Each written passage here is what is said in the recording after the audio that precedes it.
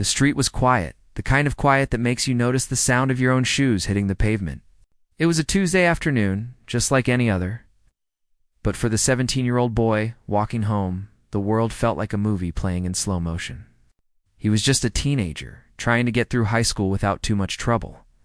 But he always felt a little different from the other kids. While his friends rushed home to play video games or scrolled through social media on their phones, he preferred to keep his headphones off and his eyes open. He liked to listen to the world. His usual route took him past the older part of town, where the houses were big and stood far back from the road. These houses had history. They had scars on their brick walls and gargoyles on the gutters that looked like they were watching everyone who walked by. But there was one house that always stood out more than the others. It was the last house on the corner, a giant Victorian structure that looked like it hadn't been touched in decades. The paint was peeling off the siding in long, curly strips. The fence around the yard was rusted and leaning over to one side. The neighbors called it the Silent House. It was a name that fit perfectly. There were never any cars in the driveway, no lights in the windows at night, and certainly never any sounds of a family living inside. The only person associated with the house was an old woman who rarely came out. When she did, she moved with a stiff back and a face that looked like she had just eaten something sour. She was the kind of person who would yell at kids for walking too close to her mailbox. Everyone in the neighborhood knew to stay away. They warned each other about it. It was like an unspoken rule: do not go near the silent house. Usually, the boy followed this rule. He would quicken his pace just a little bit as he passed the iron gates, keeping his eyes on the road ahead. But today was different. Today, the silence of the house was broken by a strange noise. It wasn't a sound of life. It was the sound of things leaving.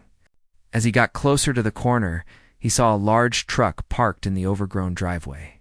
It was a moving truck. Two men in blue jumpsuits were walking up the front porch steps, carrying heavy boxes. The boy stopped walking. He stood on the sidewalk, clutching the strap of his backpack.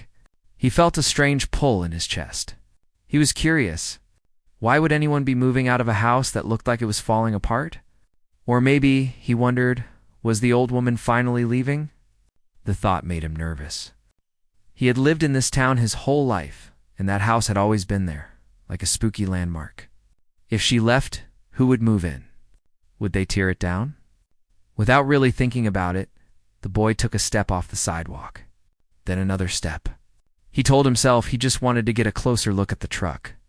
He was just going to walk past, maybe a little slower than usual.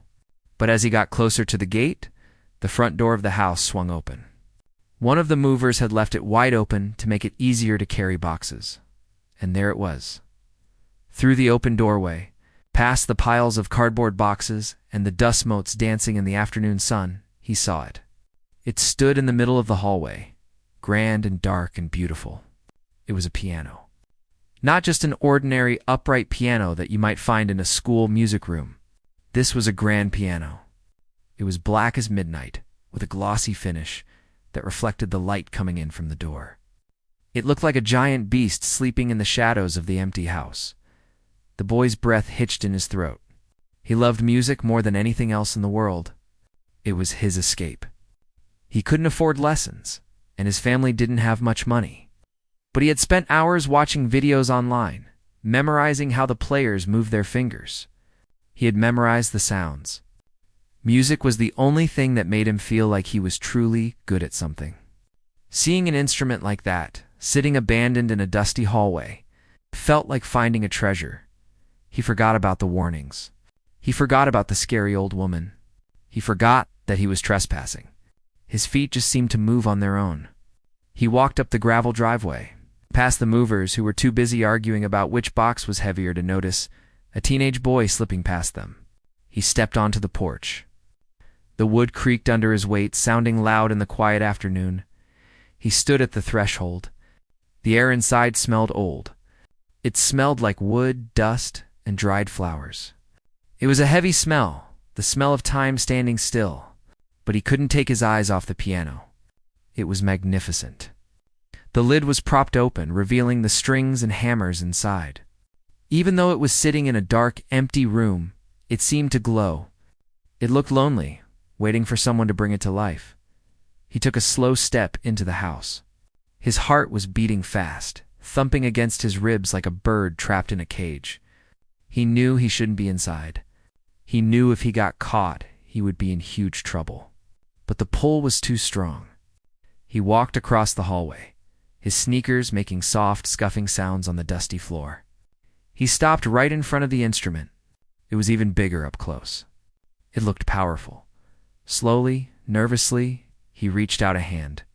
He didn't want to play it. He just wanted to touch it. He wanted to feel the cool wood and know that it was real. He wanted to feel connected to the music he loved so much. His fingers were inches away from the pristine white keys. Get out. The voice wasn't loud, but it was sharp and terrifying. It cut through the air like a knife. The boy jumped back, snatching his hand away as if he had touched a hot stove. He spun around, his heart nearly stopping. Standing in the doorway of the living room was the old woman. She looked smaller than he remembered, but her eyes were fierce and angry. She had gray hair pulled back into a tight bun, and she was wearing a long, dark cardigan that looked too heavy for the warm afternoon. She was pointing a bony finger at him, her hand shaking slightly. He said, "Get out." She yelled again. Her voice was raspy, like dry leaves skittering on the pavement. "You have no business being in here. Thieves, all of you. Scavengers." I'm sorry," the boy stammered. He backed away, his hands raised in surrender. "I didn't mean to. Don't touch that piano." She shrieked, stepping forward, her eyes darting from his face to the instrument and back again. She looked almost panicked. "Don't you ever touch it? Do you hear me? It is not for you. It is not for anyone." The boy was terrified. He had never seen anyone look so angry over nothing. He mumbled another apology, turning and nearly tripping over his own feet in his rush to get away. He ran past the movers, who looked up in surprise and bolted out the front door. He didn't stop running until he was all the way down the street around the corner. And safely back on his usual block, he leaned against a brick wall. Gasping for air, his face burning with embarrassment and fear. His heart was pounding so hard it hurt. But as the fear started to fade, another feeling took its place. Confusion. Why was she so protective of a piano that was just sitting there, gathering dust? Why did she care so much if he touched it? He looked back in the direction of the house. He couldn't see it from here, but he could still picture it in his mind. The dark wood, the white keys, the silence of the room. The old woman's face flashed in his mind again, the raw anger in her eyes. "I wasn't going to hurt it," he whispered to the empty street. He walked the rest of the way home in a daze. He tried to do his homework, tried to eat dinner, and tried to talk to his family, but his mind kept drifting back to that hallway. He had never played a real grand piano before. He had only tapped on cheap electronic keyboards in the school music room when the teacher wasn't looking. To stand in front of a real instrument, one that looked like it belonged in a concert hall, was a dream he didn't even know he had. And now he had been chased away from it that night. As he lay in bed listening to the crickets chirping outside his window, he couldn't sleep. He kept hearing her voice screaming, "Don't touch the piano." It echoed in his head. But underneath the fear, a small, stubborn thought was forming. He knew he shouldn't go back. He knew it was dangerous. But he also knew that he couldn't just walk away and forget about it. The piano was there. It was empty. And it needed to be played. A whole week went by after the incident, but the boy couldn't get that house out of his head. It was like a song stuck in his brain that he couldn't turn off. Every day after school, he would walk the long way home just to pass by that corner. He told himself he was just taking a different route for exercise, or maybe to see if the leaves were changing color on the trees, but deep down he knew the truth. He was looking for the piano. The moving truck was gone now. In fact, the whole property looked strangely empty. The rusty gate was wide open, swinging slightly in the breeze. The for sale sign that had been planted in the overgrown lawn was leaning to the side, its metal post looking bent and tired. It seemed like nobody was buying the house and nobody was visiting. The old woman's car was nowhere to be seen. On Friday, the sky turned a dark, angry gray. The air felt heavy and sticky the way it does right before a big storm. By the time the boy turned the corner toward the silent house, the rain had started to fall. It wasn't a light drizzle. It was a cold, steady downpour that soaked through his jacket in seconds. He didn't have an umbrella, and his backpack was getting heavy. He needed a place to wait out the rain just for a few minutes, until the worst of it passed.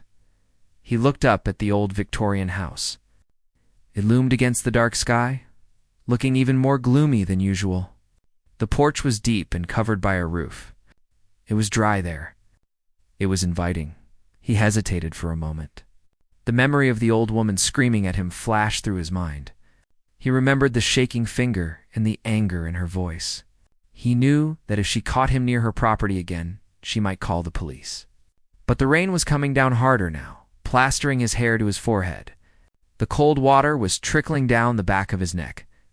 Just for 5 minutes, he whispered to himself, "I'll stand on the porch, dry off, and then I'm gone." He jogged up the gravel driveway, his shoes squelching with every step. He scrambled up the wooden steps of the porch and ducked under the overhang. He shook his head like a wet dog, spraying water droplets onto the dusty floorboards. He let out a long breath, grateful to be out of the rain. It was quiet on the porch. The rain made a rhythmic tapping sound on the roof above him. It was peaceful. But then, he noticed something. The front door. It wasn't closed all the way. It was cracked open by about an inch. He stared at the dark gap between the door and the frame. He knew he shouldn't look. He knew he should turn around, run back into the rain, and go home. But the curiosity was eating him alive. Why was the door open? Was the old woman home? Or was she gone? Maybe, he thought, just maybe, the movers had left it unlocked by accident days ago. Nobody had closed it since. Before he could talk himself out of it, he reached out and pushed the door. It creaked, a long, high-pitched whine that echoed in the empty house. He winced, waiting for someone to yell. But there was only silence. He stepped inside. The smell hit him immediately. It was the same smell as before: old wood, dust, and thyme, but it was stronger now without the fresh air from the open door. The house was dark. The electricity must have been turned off, or maybe the bulbs were just dead. The only light came from the gray. Rainy gloom filtering through the dusty windows. The interior of the house was stripped bare. No furniture, no rugs, no pictures on the walls.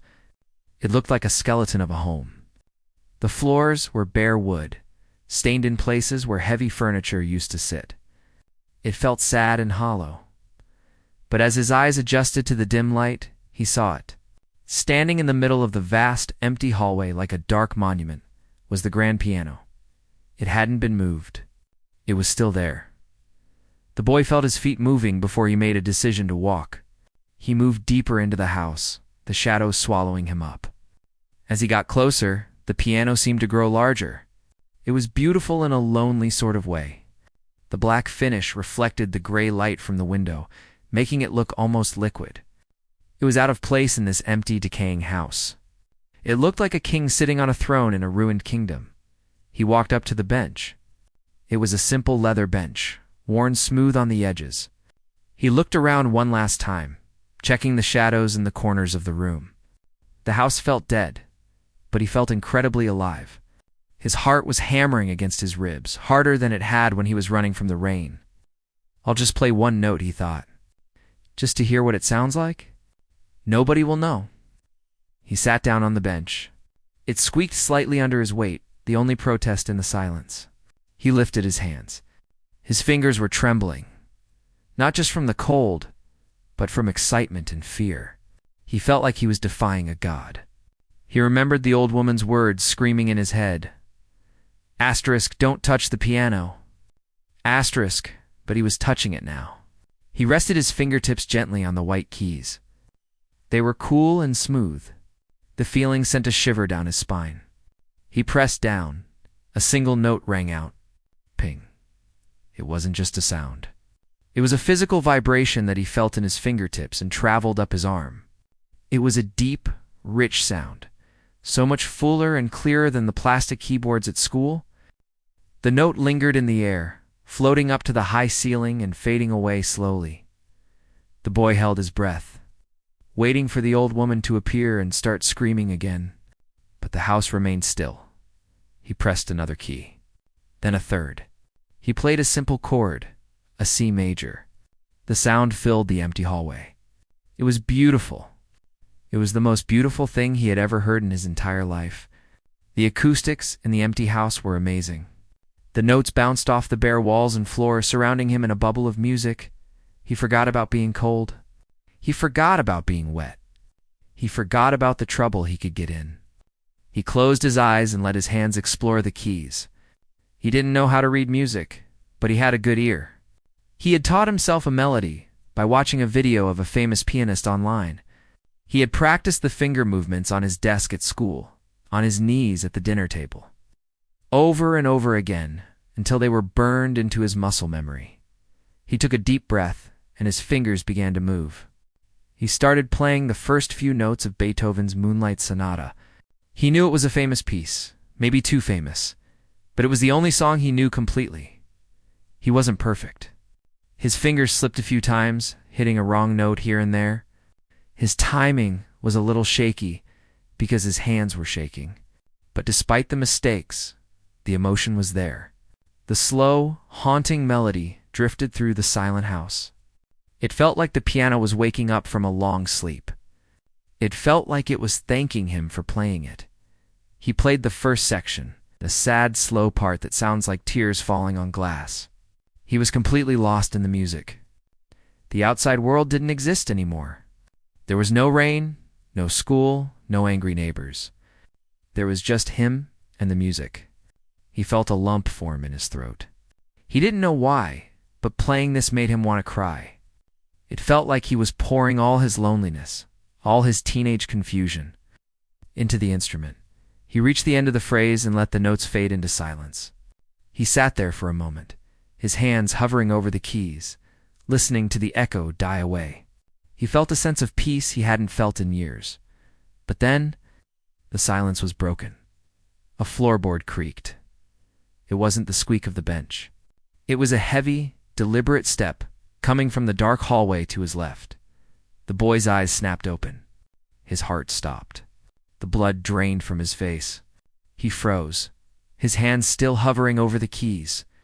He turned his head slowly to the left. Standing in the shadows of the doorway watching him was the old woman. Time seemed to stop in that dusty hallway. The boy sat frozen on the bench, his hands hovering over the keys like a statue suspended in midair. His heart was beating so hard that he could feel it thumping against his ribs. A loud drum in the sudden terrifying silence. The last notes of the piano were still fading away, disappearing into the high ceilings of the empty house. But the magic of the music was gone. In its place was a cold, gripping fear. He slowly turned his head to the left, terrified of what he would see. Standing in the shadows of the doorway was the old woman. She wasn't moving. She was wearing the same dark cardigan he had seen a week ago, but her face wasn't twisted in anger this time. Her mouth was slightly open, and her eyes, usually so sharp and mean, were wide and staring. She looked like she had seen a ghost. Her skin, pale and paper-thin, seemed to glow in the dim light. Her hand was clutching the doorframe so tightly that her knuckles were white. The boy wanted to run. Every instinct in his body screamed at him to jump up, push past her, and sprint out into the rain until his lungs burned. He knew he was in big trouble. He had broken in. He had trespassed. Worst of all, he had done the one thing she had strictly forbidden. He had touched the piano. He waited for the shouting. He waited for her to start screaming about thieves and calling the police. He braced himself for the storm of insults he knew she was capable of. But the hallway remained quiet. The only sound was the rain hitting the roof and his own shaky breathing. The old woman took a small step forward. Her movement was slow, like a person walking through deep water. She didn't take her eyes off him. "You," she whispered. Her voice was raspy, barely above a murmur, but it cut through the air like a knife. "I'm sorry," the boy stammered. He stumbled to his feet, knocking the piano bench backward. It scraped loudly against the wood floor, making him wince. "I didn't mean to break in." The door was open. "I was just hiding from the rain and I just wanted to look. I'm leaving. I'm really sorry." He grabbed his backpack from the floor and swung it over one shoulder, his movements jerky and frantic. He sidestepped away from the piano, putting as much distance as he could between himself and the instrument.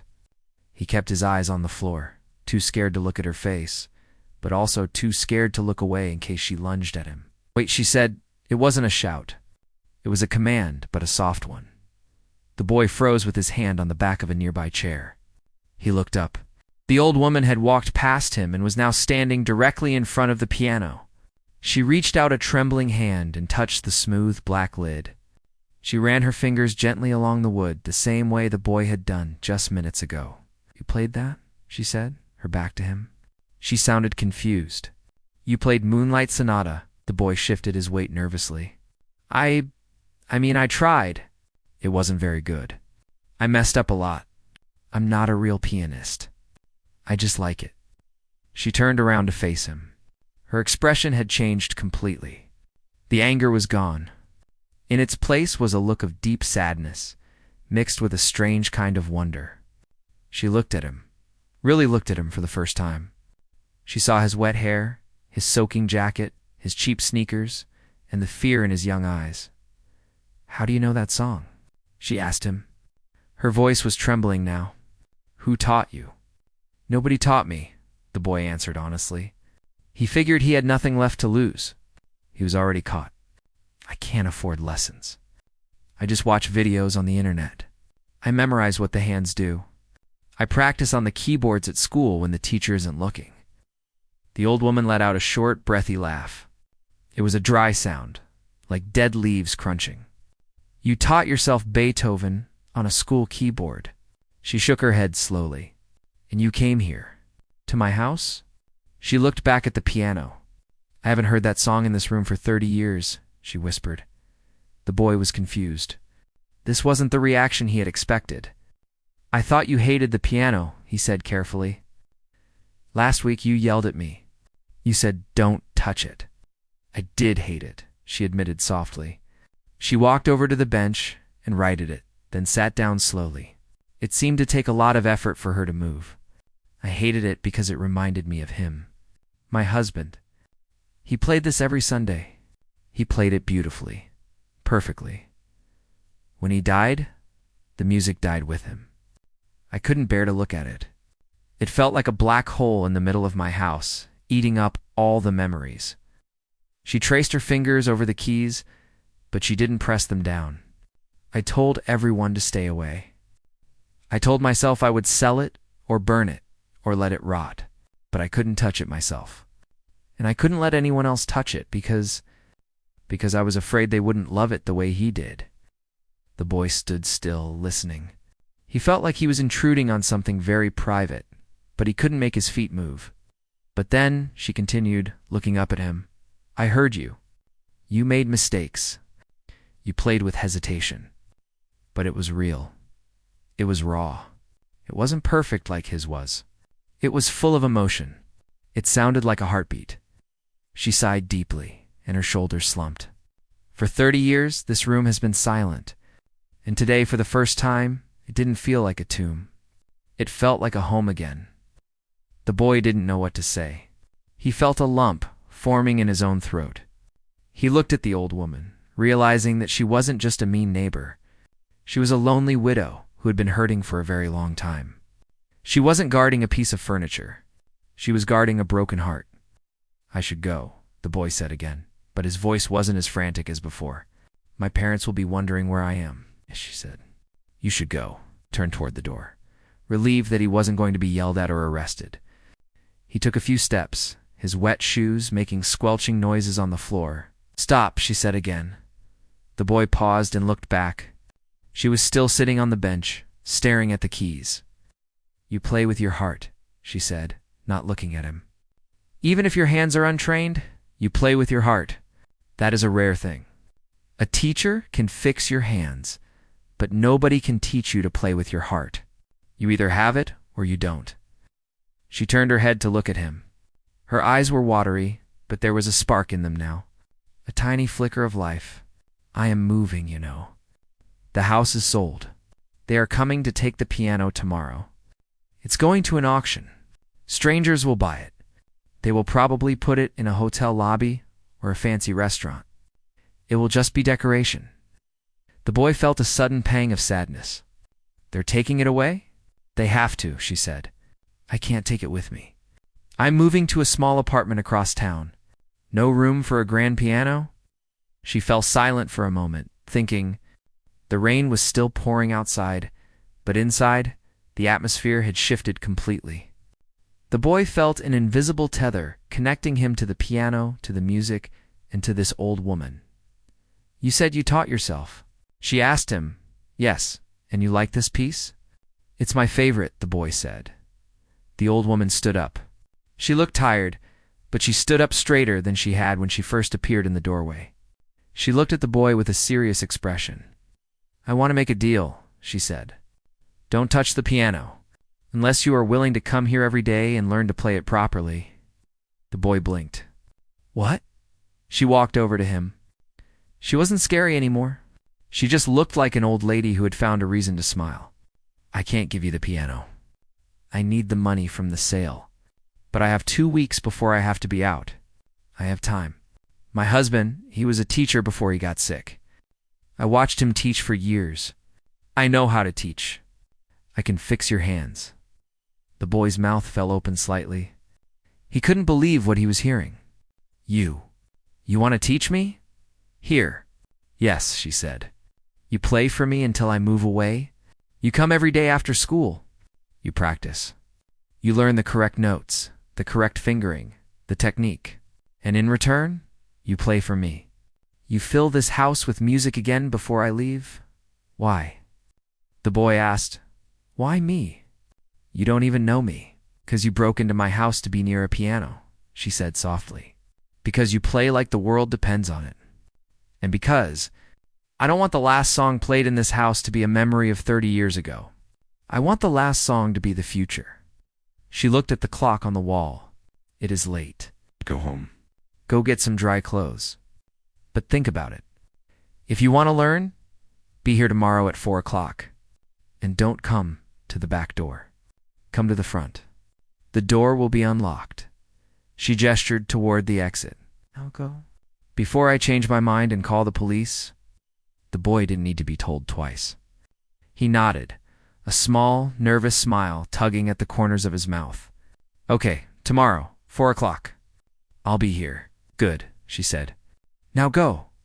He turned and ran out the door into the rain. He didn't mind getting soaked this time. He was too excited to care. As he ran down the street, he realized that his life had just changed in a way he never expected. He wasn't just a kid walking home anymore. He was a musician, or at least, he was about to become one. And the silent house wasn't silent anymore. The next day, the clock on the classroom wall seemed to move slower than ever.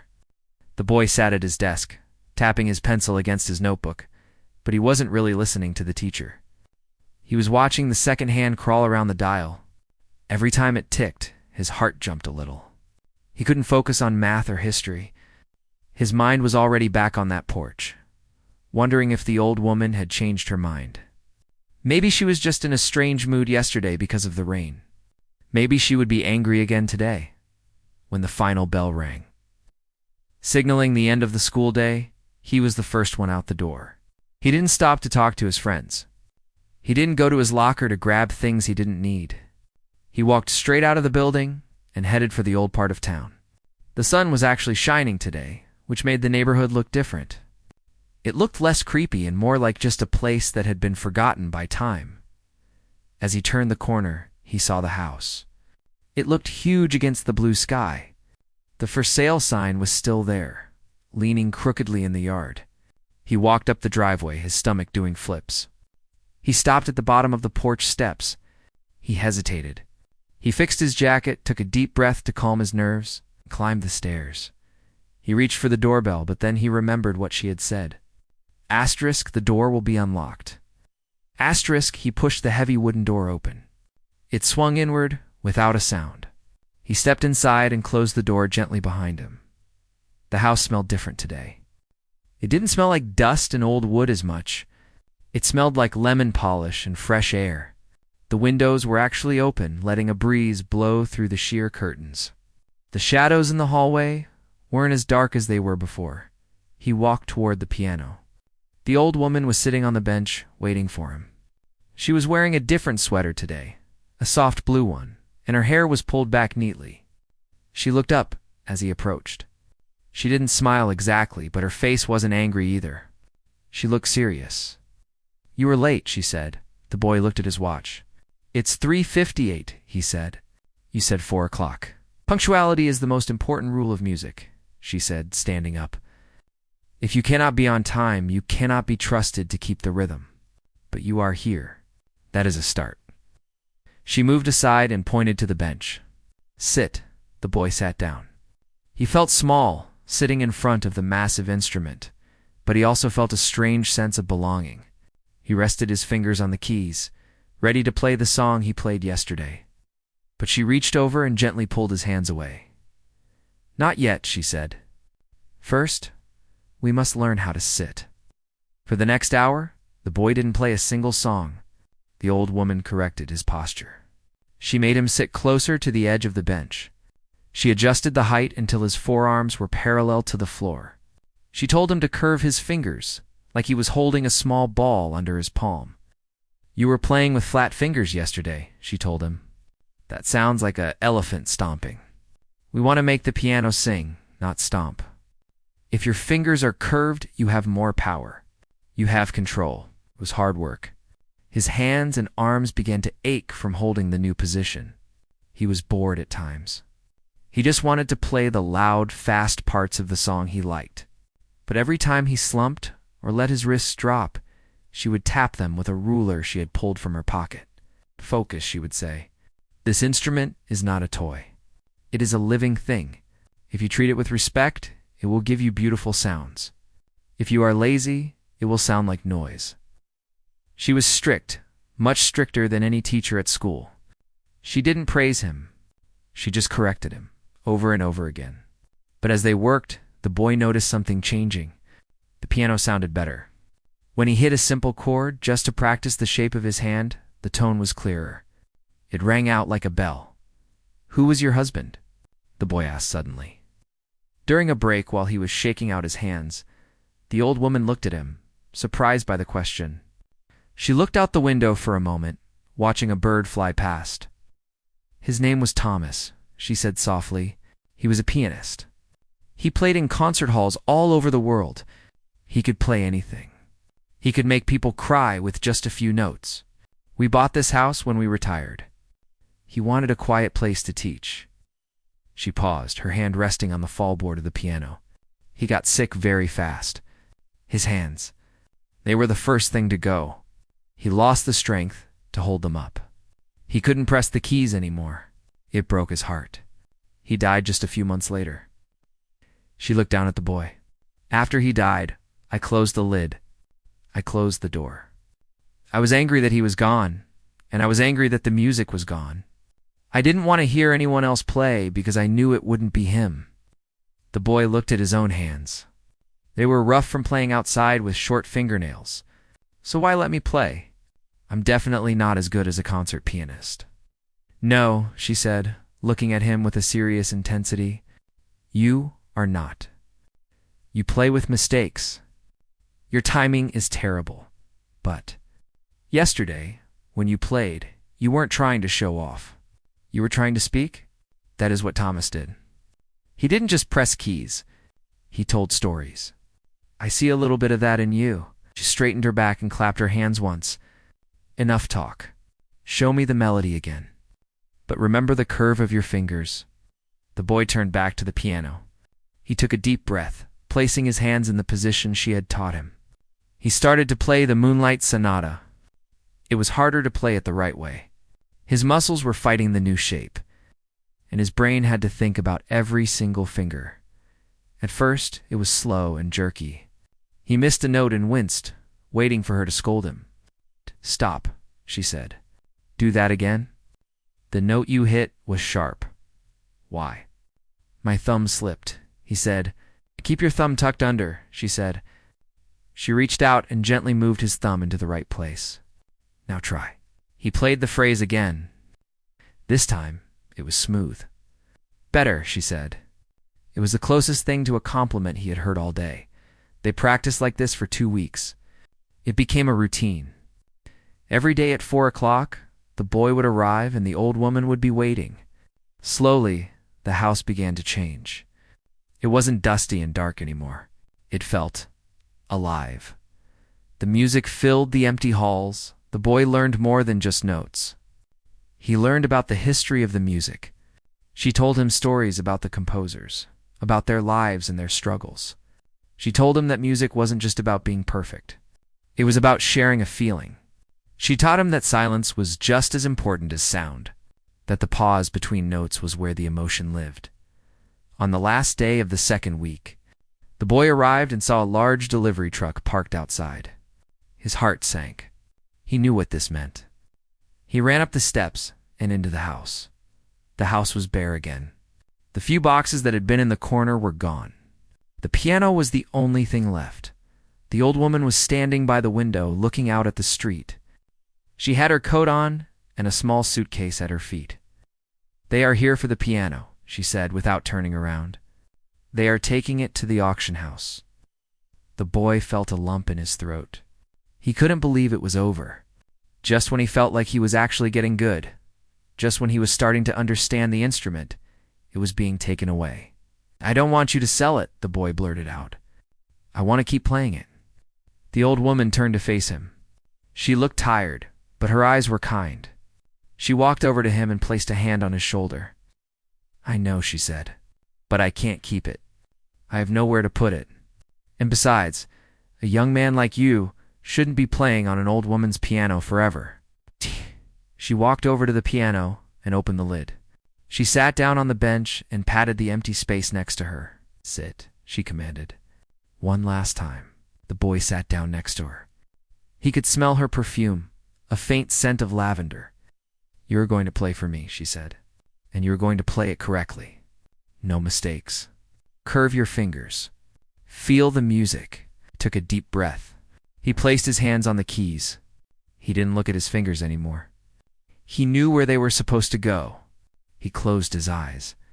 He didn't think about the movers outside. He didn't think about the fact that he would never see this piano again. He just thought about the music. He began to play. It was the best he had ever played. The notes flowed out of him, smooth and clear. The rhythm was steady. The sound was rich and full. He played the sad, slow melody and he poured all his gratitude into it. He was thanking her for teaching him. He was thanking her for letting him into her world when he finished the last note and let the silence hang in the air. He opened his eyes. The old woman was smiling. It was a genuine smile, one that reached all the way up to her eyes and made them crinkle at the corners. She reached into her pocket and pulled out a small silver key. "This is the key to the piano bench," she said, placing it in his hand. "Inside, there is some sheet music. Music that belonged to my husband. I want you to have it." "But the piano is gone," the boy said, confused. "The piano is going to a hotel downtown," she said. "The lobby is open to the public. They have agreed to let you play it. I spoke to the manager this morning." The boy stared at her. You did that for me?" "I did it because the music shouldn't stop," she said. "You have a gift. You have worked hard. Now you have a place to play." The movers knocked on the open door. "Ma'am, we're ready for the piano." The old woman stood up. She squeezed the boy's shoulder one last time. "Go home," she said. "Practice on your kitchen table if you have to. But don't stop playing. Remember, don't just touch the keys. Touch the hearts." She picked up her suitcase and walked out the door. The boy watched her get into a taxi. As the taxi pulled away, he watched the movers wrap the piano in blankets and load it onto the truck. He stood on the porch alone as the sun began to set. He looked down at the silver key in his hand. It was heavy and cold. He closed his fist tight around it. He wasn't sad anymore. He felt ready. The music wasn't gone. It was just moving to a new stage. And he was going to be there. 3 months passed and the town looked different. The leaves had turned from green to brilliant shades of orange and gold. And now they were falling, covering the sidewalks in a crunchy brown carpet. The air was crisp and cold, smelling of wood smoke and winter coming soon. For the teenager, life had settled into a new rhythm. School was the same, his friends were the same, but his world had shifted entirely because of what happened after school. Every Tuesday and Thursday, instead of going straight home to watch TV or do homework, he would take the bus downtown. The bus ride was long and bumpy, but he didn't mind.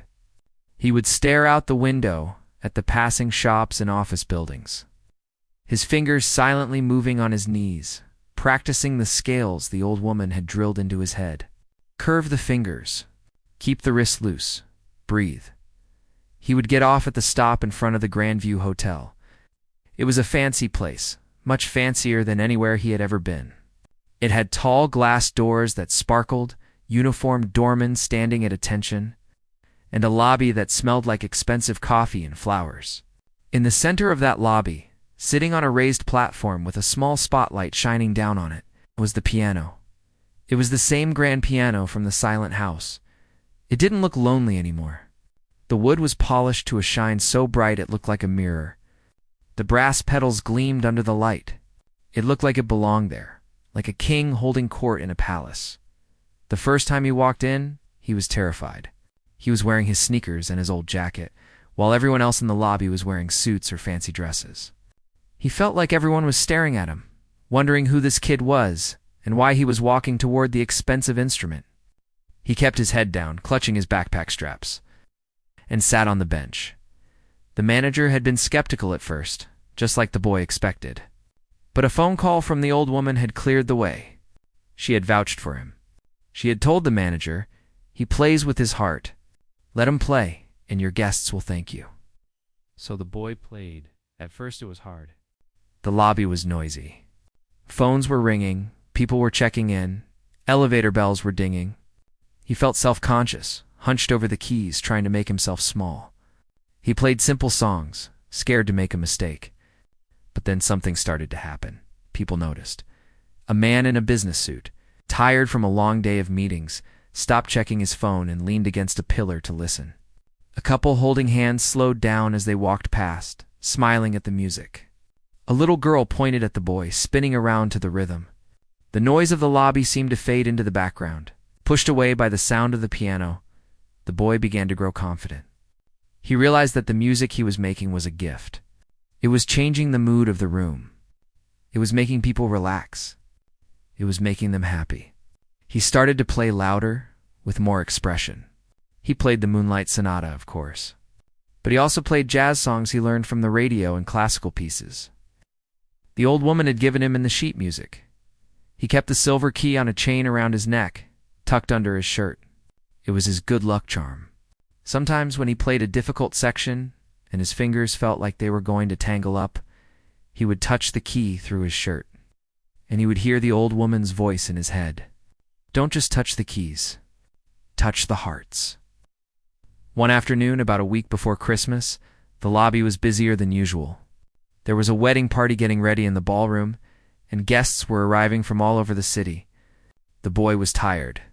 He had a big math test at school that day, and his hands felt stiff. He sat down at the piano and took a deep breath, shaking out his arms as he began to play. He saw an elderly woman come out of the elevator.